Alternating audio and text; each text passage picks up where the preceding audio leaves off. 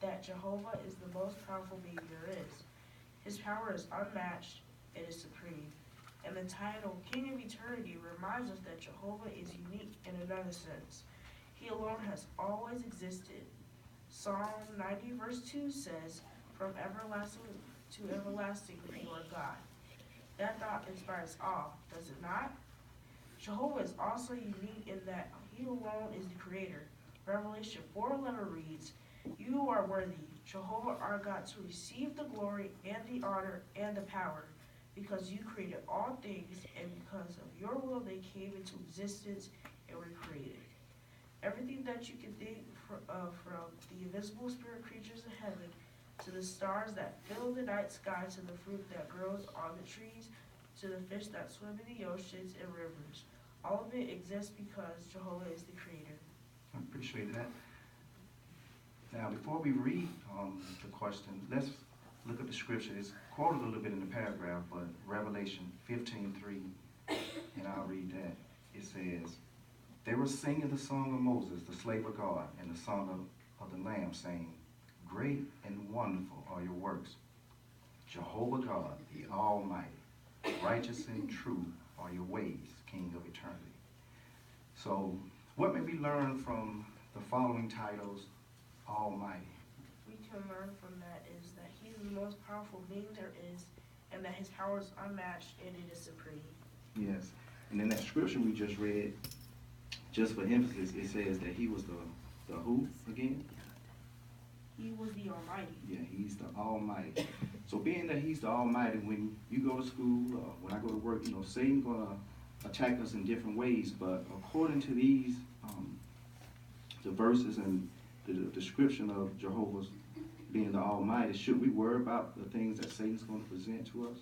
No, sir, because like it said in the paragraph, Jehovah is the most powerful being there is, so there's nothing he can't do for his people. That's right. So what about the B part, the title, King of Eternity? What can we learn from that title? What we can learn from that is that Jehovah is unique in another sense, and he alone has always existed. Yes. And how does the scripture in Psalms 90 verse 2, what does it say to help us with that? "Before the mountains were born, or you brought forth the earth and the productive from everlasting to everlasting, you are God." Yes, it says that he's from everlasting to everlasting. What does that mean? What do you think that means? Do you understand that? No, sir. Well, from everlasting to everlasting, like it said in the paragraph, he has always existed. So Jehovah doesn't have a beginning or an end. So he's always been there. So we shouldn't have to worry about when we call on him whether or not he's going to be there. He's not going to tire out or nothing. He's always existed. Now for the C part, what does the title Creator, what can we learn from that title? That he created all things like food, animals, people, and so on. Yes, he did. Now, what does Revelation 4:11 help us to see about Jehovah? "You are worthy, Jehovah our God, to receive the glory and the honor and the power, because you created all things, and because of your will they came into existence and were created." Yes, so looking at that scripture, and as you stated, he created all these things, but he's also what? He's The creator. He's created, and he's worthy of what? The glory and honor and Yes. power. Yes. So we should always give thanks to Jehovah for everything that he has given us.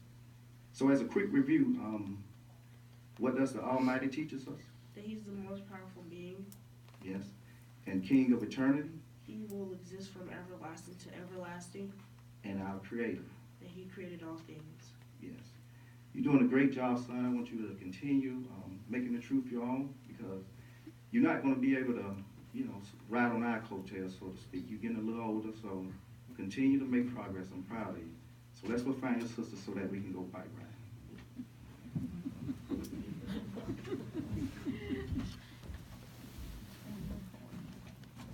Thank you very much there. Father and son, we appreciate that very much. appreciate that, good demonstration of a father and son study, very intimate and very personal. And I appreciate how you was able to draw him out by asking questions. And that's what we want to do, ask questions.